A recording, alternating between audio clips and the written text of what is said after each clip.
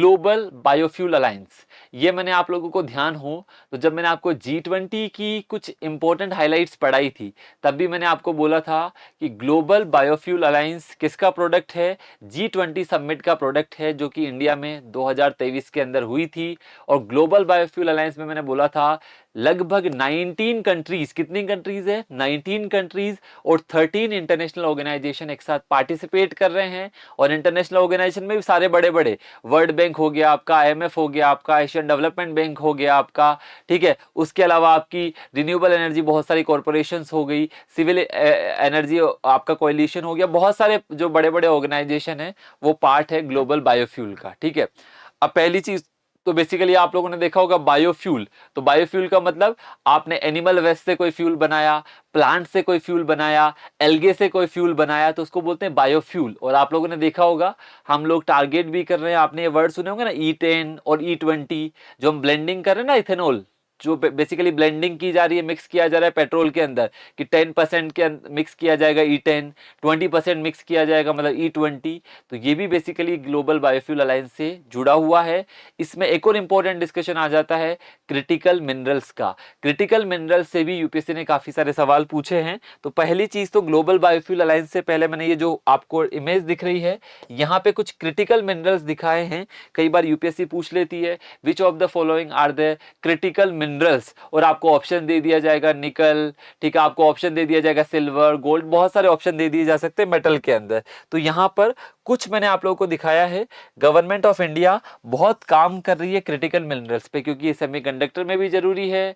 ये बेसिकली आज biotech, nanotech, आपकी चिप मैन्युफैक्चरिंग, सबके अंदर क्रिटिकल मिनरल्स का बहुत इंपॉर्टेंट रोल है। तो एक लिस्ट में आप लोगों को दिखाता हूं क्रिटिकल मिनरल्स की। पहली चीज तो देखो ये क्रिटिकल क्यों बोला जाता है, उसकी डेफिनेशन लिखी है, क्योंकि ये बहुत इसेंशियल मिनरल्स होते हैं किसके लिए, इकोनॉमिक डेवलपमेंट के लिए। जैसे मैंने आपको बोला ना, आपका सेमीकंडक्टर, आपका बायोटेक, आपका नैनोटेक, एवरीथिंग में क्रिटिकल मिनरल का बहुत इंपॉर्टेंट रोल है। जैसे कि आपने लिथियम आयन बैटरीज का नाम सब लोग सुन रहे थे, पूरा ईवी के अंदर बेसिकली यही यूज किया जा रहा था।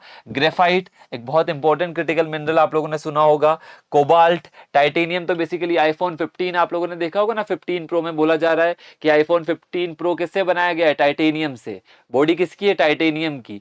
तो ये बेसिकली बहुत क्रिटिकल मिनरल है। अब आप सोचो आईफोन 15 प्रो की कॉस्ट कितनी है, जो फोन बेसिकली आपको लाख सवा लाख रुपए में मिल रहा है, ठीक है, तो वो बेसिकली पूरा टाइटेनियम बॉडी पे बनाया गया है। तो बेसिकली ये इंपॉर्टेंट है ये वाले एलिमेंट।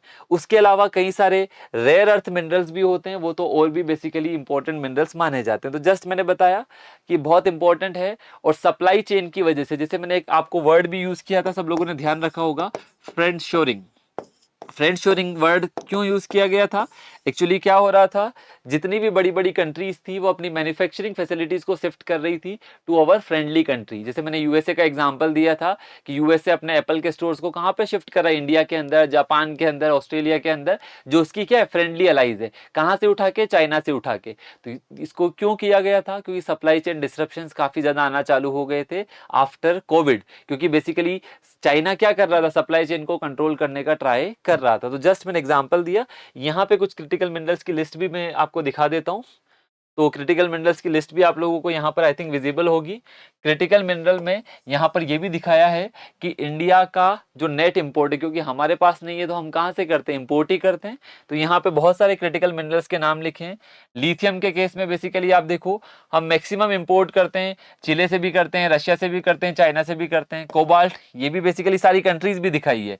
तो इससे ये भी क्लियर होगा कि कौन से क्रिटिकल मिनरल्स है। जब आपसे पूछा जाएगा ना which of the following are the critical minerals, तो ध्यान रखने ना, लिथियम, कोबाल्ट, निकल, ये सब बेसिकली आपकी जो IUM वाली सीरीज आती है ना, जिसके पीछे IUM जुड़ा हुआ है, vanadium, niobium, germanium, rhenium, beryllium, tantalum. तो सबसे सिंपल चीज है जिसके पीछे IUM ये वर्ड आएगा तो मोस्टली बेसिकली क्या हो जाएंगे, आपके सब क्रिटिकल मिनरल्स ही है।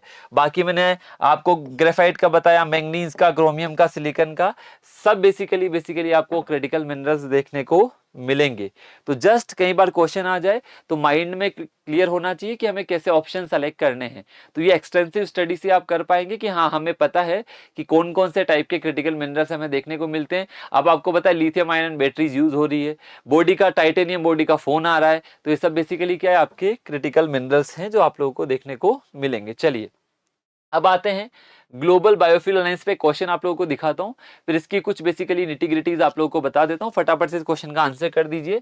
With reference to global biofuel alliance consider the following statements. आपको बताना है, पहला स्टेटमेंट है global biofuel alliance is one of the priorities under India G20 presidency.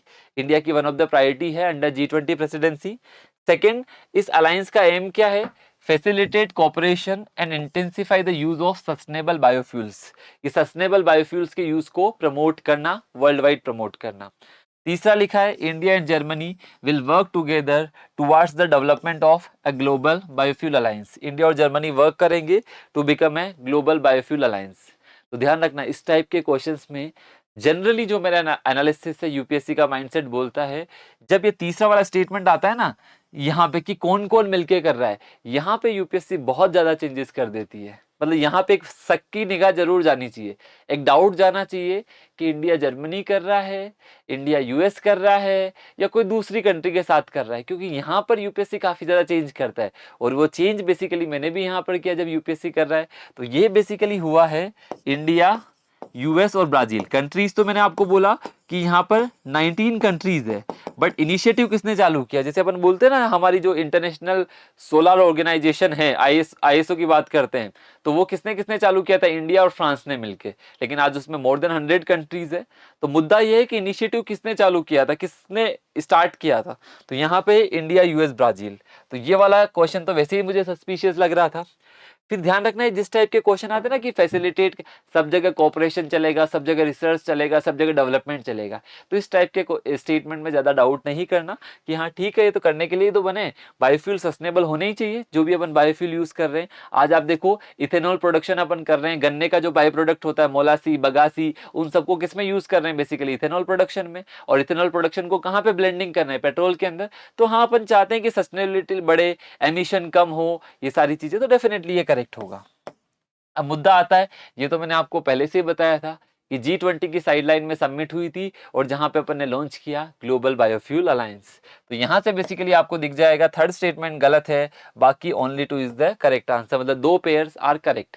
तो इससे बेसिकली क्वेश्चन से क्या होता है, माइंड में फिट रहेगा कि हाँ सर ने बोला था कि इंडिया जर्मनी ने किया था, इंडिया यूएस ने किया था, किसने किया था? तो यहाँ पे आपका दिमाग वर्क करेगा।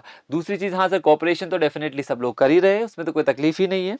तो यहाँ पर बेसिकली आपका आंसर आई थिंक ये हो जाएगा, इसमें ईजी है। यहाँ से बाकी आप इसकी, मैंने बताया वही कि ब्राजील, इंडिया और यूएस ने मिलकर बेसिकली लीडिंग प्रोड्यूसर्स है बायोफ्यूल्स के अंदर, और वो साथ में काम करेंगे। तो स्टेटमेंट 3 मैंने आपको बता ही दिया, स्टेटमेंट 2 का भी मैंने आपको डिस्कस कर दिया, और स्टेटमेंट 1 में सभी का काम ही यही है। 13 इंटरनेशनल ऑर्गेनाइजेशन को जोड़ा है। जब मैंने आपको बोला कि ग्लोबल बायोफ्यूल अलायंस के अंदर, मैंने आपको ये चीज बोली कि इस अलायंस के अंदर अगर अपन देखते हैं तो हमारे पास 19 कंट्रीज यहां पर जुड़ी है और 13 इंटरनेशनल ऑर्गेनाइजेशन जुड़े हैं। अब 13 इंटरनेशनल ऑर्गेनाइजेशन जुड़े हैं, उसका मतलब क्या है? रिसर्च को प्रमोट करेंगे, टेक्नोलॉजी ट्रांसफर करेंगे, आपस में कोलैबोरेटिव एफर्ट्स लेंगे। इस टाइप के स्टेटमेंट डेफिनेटली करेक्ट होंगे। तो ये बहुत कॉमन सेंस लगा के बेसिकली आप आंसर कर सकते हो। आई होप करेक्ट होगा सब लोगों का। ये टॉपिक क्लियर है? तो जो ग्लोबल बायोफ्यूल अलायंस वाला वो टॉपिक भी मैंने आप लोगों को एक जस्ट उसका ओवरव्यू दे दिया है।